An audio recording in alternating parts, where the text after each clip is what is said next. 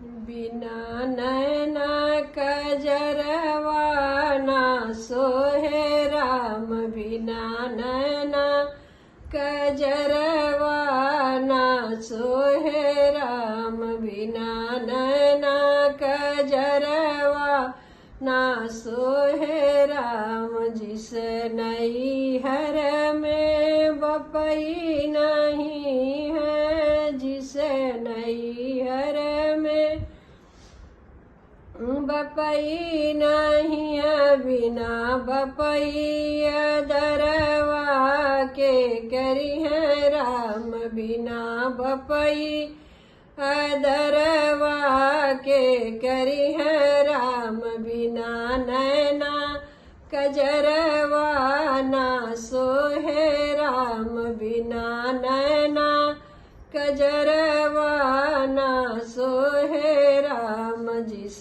नैहर में माता नहीं है, जिस नैहर में माता नहीं है, बिना माई दरदिया के जाने राम, बिना माई दरदिया के जाने राम। बिना नैना कजरवा ना सोहे राम, बिना नैना कजरवा ना सोहे राम। जिस नैहर में भाभी नहीं है, जिस नैहर में भाभी नहीं है, बिना भाभी गठरिया के बांधे राम, बिना भाभी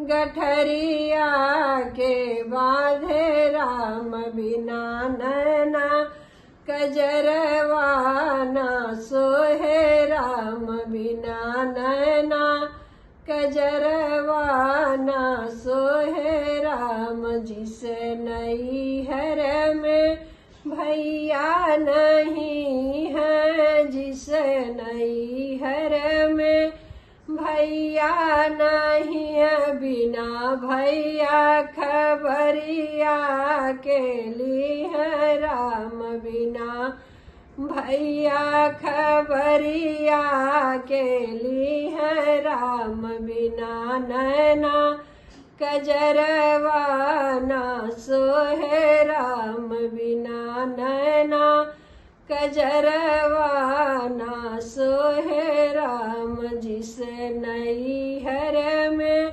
बहना नहीं है, जिस नैहर में बहना नहीं है, बिना बहनिया सुइया के पोछ राम, बिना बहनी सुइया के पोछ राम। बिना नैना कजरवा ना सोहे राम, बिना नैना कजरवा ना सोहे राम।